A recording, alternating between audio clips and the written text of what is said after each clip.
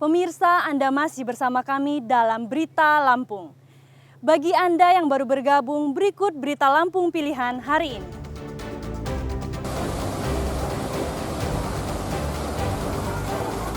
Permukiman di 4 kecamatan di Kota Bandar Lampung diterjang banjir bandang, angin puting beliung hingga tanah longsor akibat hujan lebih dari 3 jam.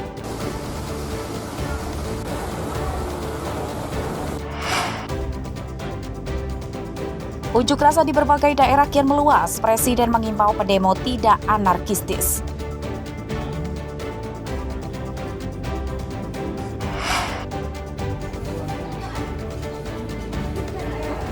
Belasan murid di Lampung Utara dibawa ke puskesmas diduga akibat keracunan makanan bergizi gratis.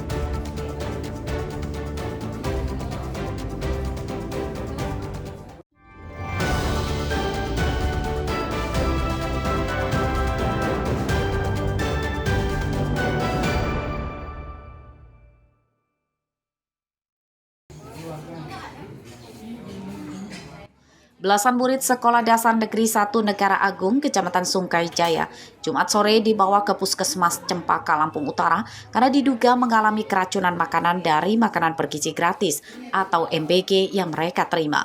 Para murid mengalami mual-mual, pusing, dan badannya lemas.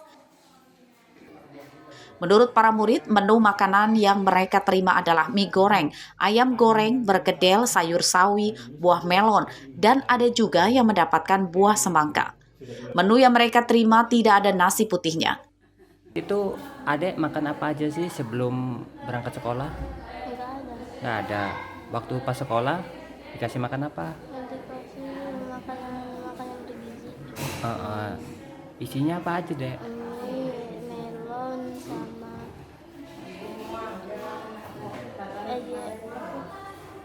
Mie apa aja? Ada sayuran, ayam. ayam, nasi ya? Nggak ada. Nggak ada nasi. Dapat minuman nggak? Nggak. Setelah makan itu apa yang dirasain dek? Pertama main-main dulu terus sakit. Oh, tiba-tiba sakit perutnya. Terus Yang dibawa orang tua. sempat muntah. Enggak, muntahnya tadi. Tadi aja muntah. Terus pusing nggak? Apa yang dirasain? Rasanya pusing. Menurut petugas, totalnya ada 16 murid yang diduga mengalami keracunan makanan. Mereka berasal dari satu sekolah dan dibawa ke puskesmas akibat mengalami keluhan sakit yang sama. Pagi mereka dapat sekitar jam 9 mereka dapat pembagian makanan bergizi, kemudian di jam istirahat sekitar jam 10 mereka makan makanan yang dibagikan. Setelah selesai makan langsung muntah mereka. Selain muntah apa aja Bu yang jadi keluhan? Ada yang pusing, mual, sakit perut. Apa ada indikasi keracunan dari makanan tersebut Bu? Oh, kalau itu kita belum tahu, jadi nanti sampelnya sudah diambil oleh tenaga puskesmas dan nanti akan ditindaklanjuti. Pada Sabtu siang, kesehatan para pasien sudah membaik. Beberapa murid yang menjalani rawat inap telah diperbolehkan pulang oleh dokter. Ardio Haba melaporkan dari Lampung Utara.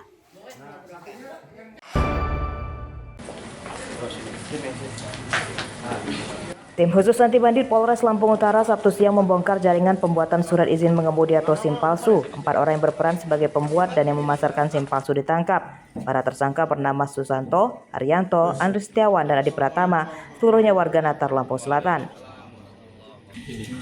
Dalam pemeriksaan, polisi mengungkap jaringan tersangka telah membuat dan menjual puluhan lembar SIM palsu. Para korbannya tidak hanya di Lampung saja, namun juga hingga luar provinsi. Adapun pengungkapan ini bermula dengan informasi dari korban ya, yang membuat SIM melalui sindikat ini. Kemudian setelah dia mendapatkan SIM-nya, dia pelajari, dia lihat ternyata SIM-nya tidak sesuai dengan yang selama ini dia ketahui atau yang dia buat sebelumnya. Penangkapan, yang ada 4 orang yang kita tangkap dan sekarang semuanya sudah berhasil diamankan di Polres Lampung Utara. Dan di antara 4 orang yang kita tangkap ini, salah satunya ditemukan senjata api. Yang dapatnya dari belajar aja.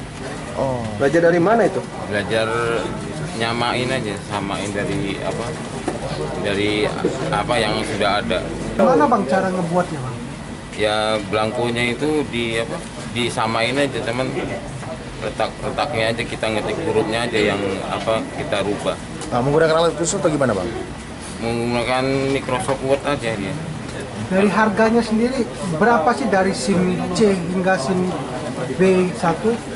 Kalau saya cuma B1 aja Bang. Berapa itu biasanya minta tarif? Ya dibagi-bagi dari hasil penjualannya. Kamu dapat. Modus tersangka berpromosi di media sosial sebagai orang yang bisa mengurus SIM dengan cepat dan para korban tidak perlu datang ke kantor polisi. Kasusnya kemudian terungkap setelah dilaporkan seorang sopir truk Lampung Utara yang jadi korbannya. SIM yang didapat korban tidak sama dengan yang dikeluarkan dari kepolisian. Beberapa peralatan pembuatan SIM palsu berupa komputer jinjing, mesin printer hingga mesin laminating, dan beberapa lembar SIM palsu disita sebagai barang bukti. Polisi menjerat para tersangka dengan pasal 263 KUHP tentang pemalsuan surat, ancaman hukumannya 6 tahun penjara. Ardi Haba melaporkan dari Lampung Utara.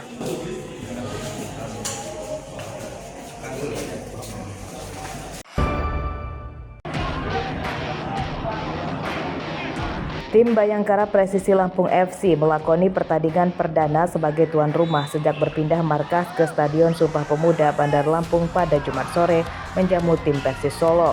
Sejak menit awal dimulai, kedua tim bermain agresif saling menyerang. Pada menit ke-24, penyerang Bayangkara, Spasojevic, berhasil mencetak gol setelah mendapatkan umpan silang dari Stepan Plazonja.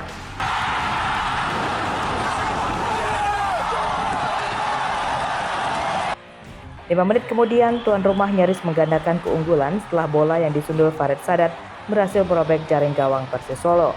Namun, gol tersebut dianulir wasit akibat Farid Sadat berada dalam posisi offside. Pada babak kedua, tim asuhan Paul Munster bermain kian percaya diri. Hasilnya pada menit ke-53, Farid Sadat berhasil mencetak gol setelah mendapat umpan dari Stepan Plazonja. Kalah 2-0, tim Persis Solo berusaha menekan, namun hingga peluit panjang akhir pertandingan dibunyikan wasit, skor tidak berubah. Pelatih Persis Solo, Peter Deru, menyatakan pertandingan tersebut jadi pelajaran berharga bagi timnya untuk tetap bermain maksimal meski menghadapi tim yang belum pernah menang pada musim ini.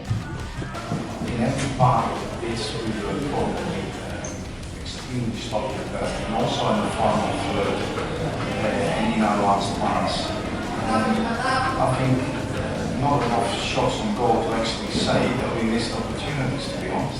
This game we were waiting for this. We've been doing good lately. We just needed that win. The performance today was really good. The strategy, everything was perfect from start to finish. Everyone worked hard, 100%. Focus on scoring goals and getting back to the basics and also our clean sheet. So everyone ticked off the boxes. We actually could have scored more goals, but importantly, we won this game, clean sheet, and now we can start to take off now. Skor 2-0 melawan Persis Solo tersebut juga jadi kemenangan perdana Bayangkara Presisi Lampung FC pada Liga BRI Super League musim ini. Bayangkara Presisi Lampung kini berada di peringkat ke-7 klasemen sementara dengan torehan 4 poin, sementara Persis Solo berada di peringkat 11. Rabila setelah melaporkan dari Bandar Lampung.